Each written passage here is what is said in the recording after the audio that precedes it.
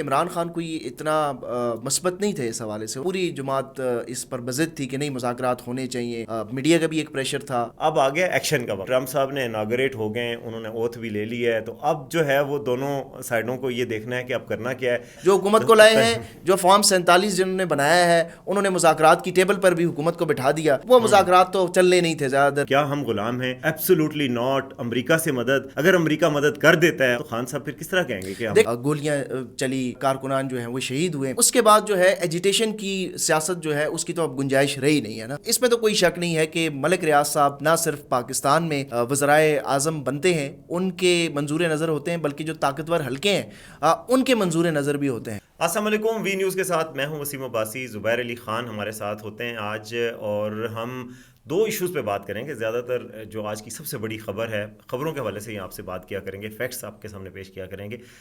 جو سب سے بڑی خبر ہے آج کی کہ پی ٹی آئی نے مذاکرات ختم کرنے کا اعلان کر دیا, اور پی ٹی آئی کا یہ اعلان عمران خان صاحب کی خود ان کی طرف سے سامنے آیا ہے. انہوں نے کہا کمیشن نہیں بنا ہے اس لیے مذاکرات ختم ہے. آج ہم جاننے کی کوشش کریں گے کہ پی ٹی آئی کے پاس آپشنز کیا ہیں اور کیوں مذاکرات ختم کرنے کی بات کی گئی ہے. اس کے علاوہ جی ہر طرف یہ خبر گرم ہے کہ جی ملک ریاض کے خلاف گھیرا تنگ ہو گیا ہے. ظاہر ہے یو اے ای سے ان کی ایکسٹریڈیشن پہ بھی بات چیت چل رہی ہے.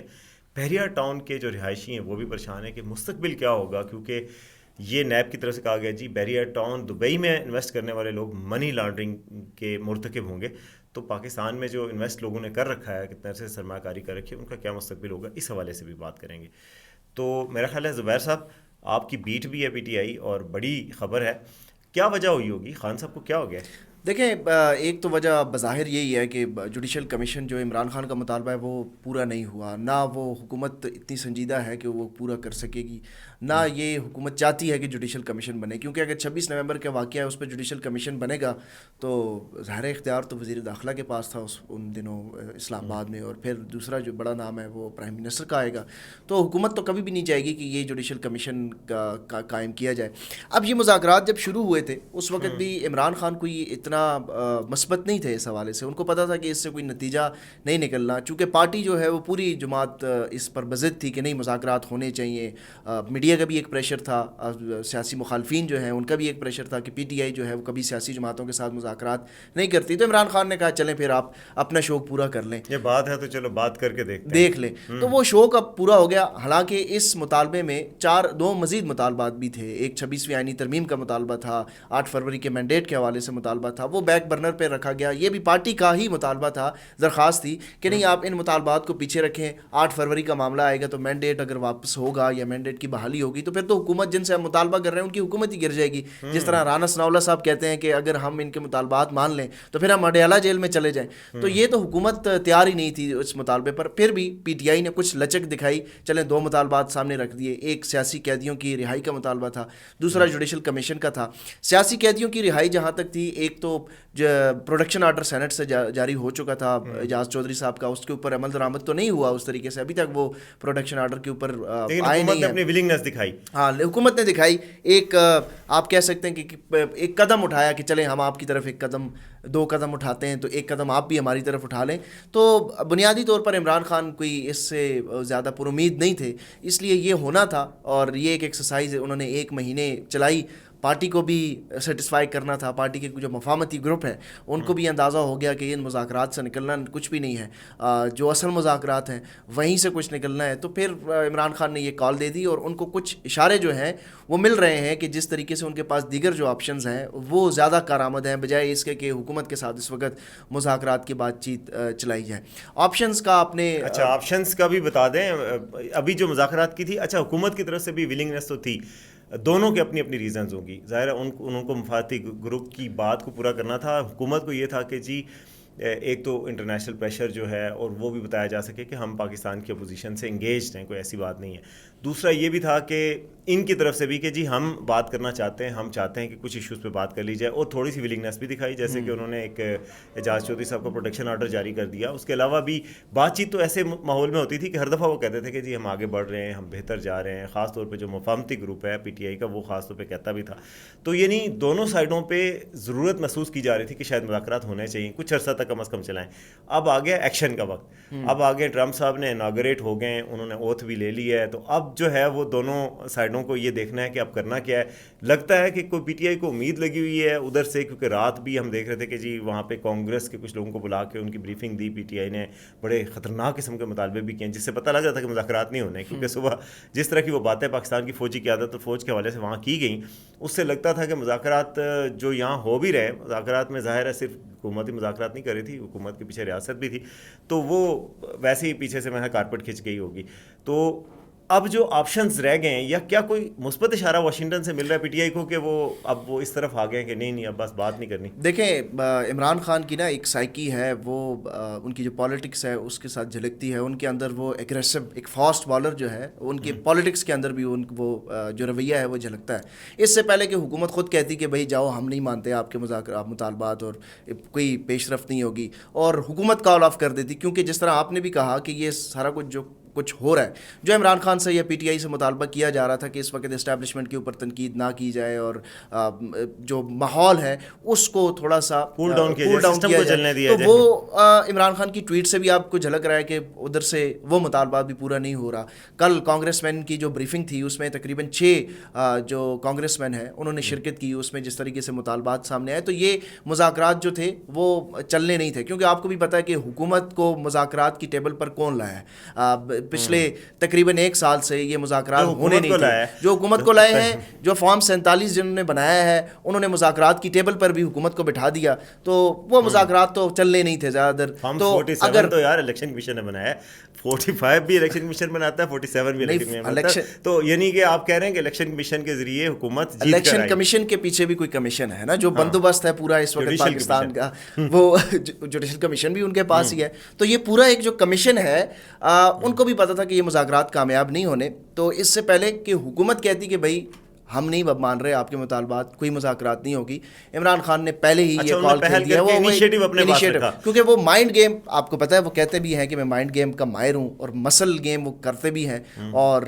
जिस तरह वो असम्बलियाँ तोड़ दी और इस तरह के बयानबाजी भी वो करते रहे हैं, तो ये भी एक तरह से वही स्ट्रेटजी है कि हम प्रेशर डालेंगे, हम हमेशा अपना पल्ला, इस बयानिया जो है वो अपना, आपको पता है कि बयानिया की सारी जंग है, तो उस बयानिया में पीटीआई अपना बयानिया जो है ऊपर रखना चाह रही है, और इससे पहले कि हुकूमत जाती, इमरान खान ने कॉल ऑफ कर दिए कि ये मुज़ाकरात। अच्छा, लेकिन दूसरी तरफ देखें ज़ुबैर के बयानिया की बात तो ठीक है, लेकिन जब इमरान खान साहब ने ही वेलकम किया जी बैरिस्टर गौहर की मुलाकात आर्मी चीफ से, उस बात पे बड़ी हैरत लोगों को हुई, क्योंकि इमरान खान साहब तो बड़े क्रिटिक रहे हैं कि जी सियासत में मुदाखलत ही नहीं होनी चाहिए, और बिल्कुल बातचीत जो है वो हो भी चलो मिलिट्री क़यादत से तो कुछ उसूलों पे हो, तो वो जो बातचीत हो रही थी, एक तो ये मुज़ाकरात हो रहे थे, दूसरी तरफ बैरिस्टर गौहर आए और बड़ा उनके चेहरे से बड़ा झलक रहा था कि वो बड़े खुश हैं, बड़ा कोई वर्ल्ड कप जीत के जैसे आए हों। तो वो जो उनकी चेहरे पे थी वो सारा कुछ था, वो क्या था? अगर मतलब ठीक है, आपका बयानिया की जंग में एक थोड़ा सी ज़ख्म ज़रूर पहुंची है, क्योंकि मैंने देखा उस दिन भी तनकीद भी हो रही थी कि जी आप इनसे मिले ही क्यों हैं, और आप जाके मिले हैं और मिल के खुश भी हो रहे हैं, बजाय इसके कि आप कहें कि हमने बड़े मुतालबात सामने रखे हैं या फिर कोई ऐसी बात की है। आपने कहा कि जी हमने उनसे गुजारिश की है और बड़ी अच्छे माहौल में गुफ्तगू हुई है और इस तरह की बातचीत हुई है, तो उससे आप नहीं समझते कि कोई जद पहुंची है इनके बयानिया को किसी हद तक कि जी आप मिल भी रहे हैं, पसे पर्दा भी मिले हैं, 2-3 दिन तक आपने मुलाकात को चुप भी रखा है जब तक कि खान साहब ने तस्दीक नहीं की? देखें, इसमें 2 इंपॉर्टेंट चीज़ें, एक तो ये है कि इमरान खान ने पहले दिन से, बहुत सारे लोग उनके ऊपर तनकीद भी करते हैं, हम सब तनकीद करते हैं, आप भी तनकीद करते हैं, पहले दिन से वो कह रहे थे कि मैं इस्टेब्लिशमेंट के साथ बातचीत करना चाह रहा हूँ। उन्होंने पहले दिन से बैरिस्टर गौहर, अली अमीन गंडापुर, इन लोगों को नामजद किया कि भाई ये मेरी तरफ से इस्टेब्लिशमेंट के साथ, आर्मी के साथ ये बातचीत करेंगे। हालांकि दूसरी तरफ से मुज़ाकरात की कोई ऑफ़र भी नहीं थी, कुछ भी नहीं था उधर से, बिल्कुल भी कोई स्पेस नहीं दी जा रही थी, लेकिन उस वक्त भी इमरान खान ने कहा कि नहीं, मैं मिलिट्री इस्टेब्लिशमेंट से बात करना चाहता हूँ। तो ये ऐसा नहीं है कि इस वक्त इमरान खान जो है वो उन्होंने भी सियासत जो है वो इस मुल्क में करनी है। उनको भी पता है कि इस वक्त अगर पाकिस्तान में जो स्टेक होल्डर हैं वो ये हुकूमत तो नहीं है, असल मुज़ाकरात कहीं और होने हैं।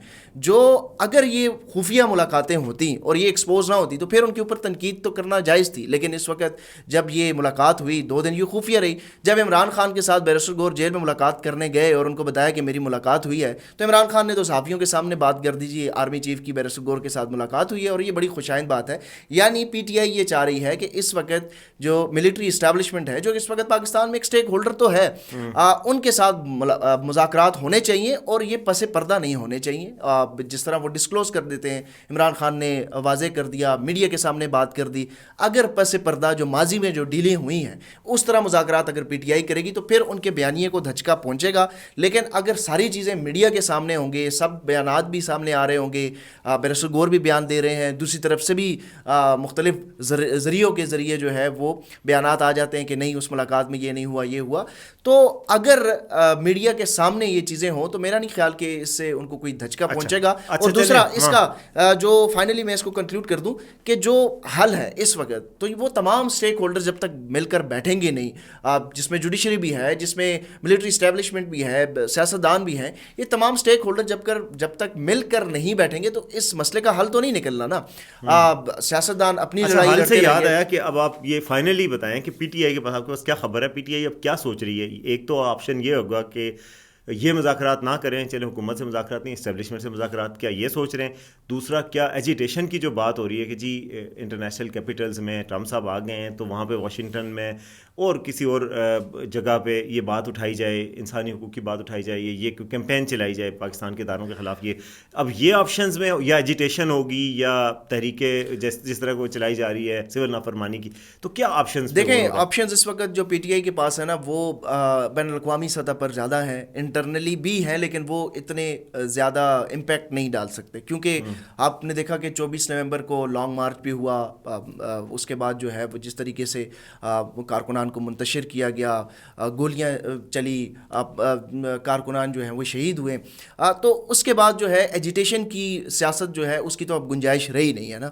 اب پی ٹی آئی کے پاس ایک آپشن تو یہ ہے, وہ جس کے اوپر کام بھی کر رہے ہیں, کہ بین الاقوامی سطح پر جو ملک میں انسانی حقوق کی خلاف ورزیاں ہو رہی ہیں اس کو اجاگر کیا جائے. آپ نے دیکھا کہ کانگریسل ایک بریفنگ ہوئی, اب امریکہ میں جو امریکی صدر ہیں ڈونلڈ ٹرمپ, ان کی حلف برداری کے بعد پاکستان تحریک انصاف کی ایک بڑی امپورٹنٹ شخصیت جو ہیں وہ امریکہ جا رہے ہیں نیکسٹ ویک, اور وہاں پر جو بڑی امپورٹنٹ شخصیات ہیں ان کے ساتھ ملاقات ہوگی, جس میں سوللی عمران خان کی رہائی کا جو ہے اس کے اوپر ڈسکشن کی جائے گی. اس کے ساتھ پاکستان کے اندر جو ہے وہ ایک سیمینار منعقد کروانے کے حوالے سے تیاریاں کی جا رہی ہیں, جس میں غیر ملکی سفراء کو بلایا جائے گا, انٹرنیشنل جرنلسٹ کو بلایا جائے گا, ہیومن رائٹس کی جتنی تنظیمیں پاکستان میں کام کر رہی ہیں ان کو بلایا جائے گا, اور اس کے اوپر غور کیا جا رہا ہے کہ وہ سیمینار جو ہے وہ اسلام آباد یا پشاور میں منعقد ہوگا. تو آپ کو پتہ ہے کہ اگر اسلام آباد میں یہ سیمینار منعقد ہوتا ہے اور اس میں غیر ملکی سفراء ہوں گے, اس میں 26 نومبر کے جو واقعات ہیں ان کو ان کے سامنے ڈاکومنٹڈ ایویڈنس کے ساتھ رکھا جائے گا, ڈاکومنٹریز بنائی جائیں گی, تو وہ ایک امپیکٹ تو ڈالا جائے گا, کیونکہ یہاں پر اگر 4-5 سفیر بیٹھ کر ان کی بریفنگ سنتے ہیں تو ایک امپیکٹ تو ہوگا. بیسیکلی یعنی وہ ایک امریکہ اور انٹرنیشنل برادری سے مدد مانگی جائے گی کہ جی پاکستان میں کچھ وہ کرے. دوسرا جو پاکستان کے اندر پارلیمان کے اندر جس طریقے سے آپ دیکھ رہے ہیں کہ فلور آف دا ہاؤس میں اس وقت حکومت کو جو رولز آف بزنس ہیں, جو پارلیمان کی کارروائی ہے وہ چلانے میں بڑی مشکلات ہو رہی ہیں. گزشتہ 3 روز سے اجلاس جیسے ہی شروع ہوتا ہے تو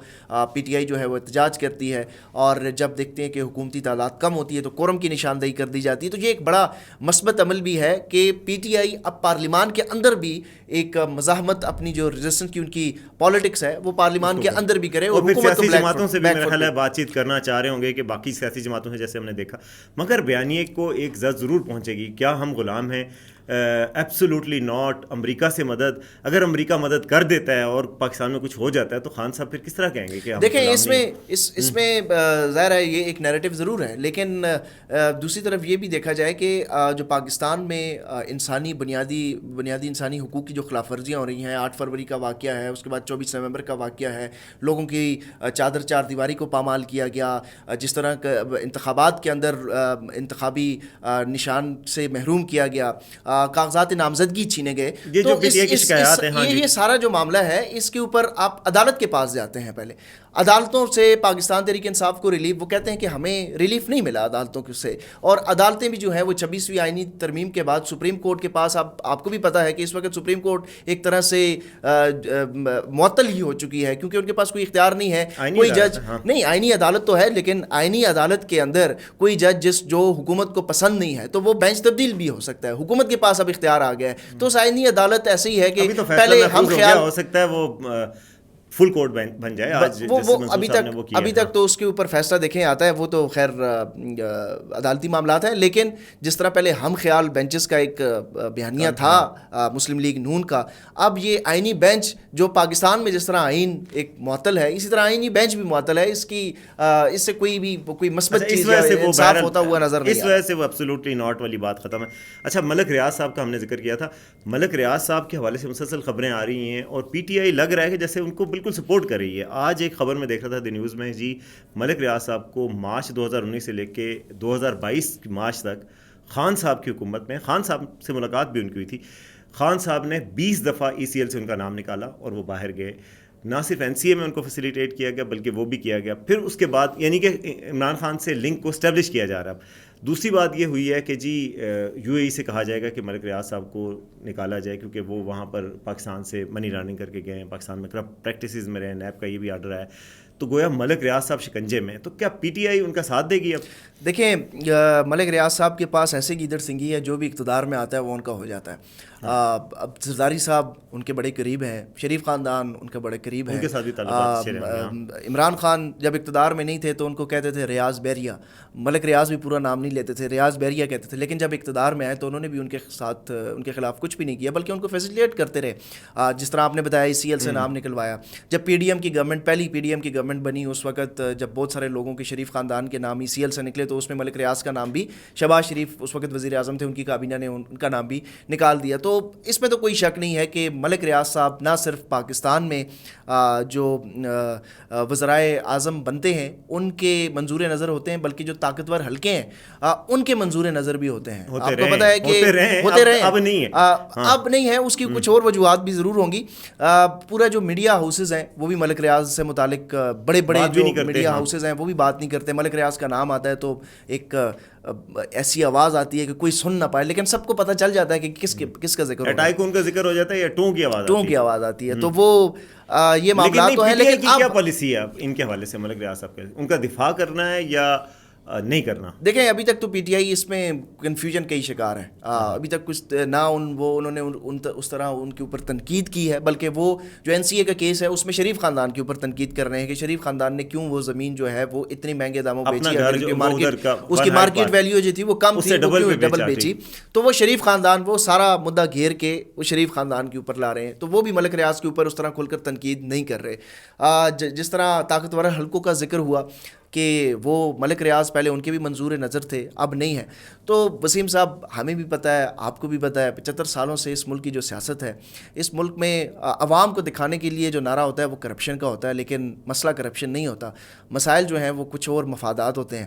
آپ کو پتہ ہے کہ ملک ریاض صاحب کی ایک بہت بڑی ہاؤسنگ سوسائٹی ہے بیریا ٹاؤن، اور اس وقت وہ دبئی میں بیریا ٹاؤن سٹی کے نام سے ایک پروجیکٹ لانچ کر رہے ہیں. اس پروجیکٹ لانچ ہونے سے یہاں پر ایک اور بڑی ہاؤسنگ سوسائٹی کو ایک بہت بڑا دھچکا جو ہے وہ پہنچا ہے. تو وہ مالی نقصان ہونے کا خدشہ ہے. سارا مسئلہ یہی ہے. ملک ریاض صاحب اگر وہ خدمات جو ماضی میں دیتے رہے ہیں وہ اگر جاری رکھیں تو ملک ریاض صاحب کے خلاف جو گہرا تنگ ہے وہ بھی نرم ہو جائے گا. ملک ریاض صاحب کے اوپر پھر ہاتھ رکھ دیا جائے گا. پاکستان میں کرپشن مسئلہ نہیں ہے، اپنی ذاتی مفادات ہیں اور کچھ اور انٹرسٹ کو پروٹیکٹ کرنے کا معاملہ ہے. چلیں جی، میرا خیال ہے اسی پہ ختم کرتے ہیں. اب یہ آپ پہ چھوڑتے ہیں کہ آپ فیصلہ کریں کہ مسئلہ کیا ہے، اور امید ہے آپ کو پسند آئے گا. آپ کے کمنٹس کا انتظار رہے گا. دیکھتے رہیں وی نیوز.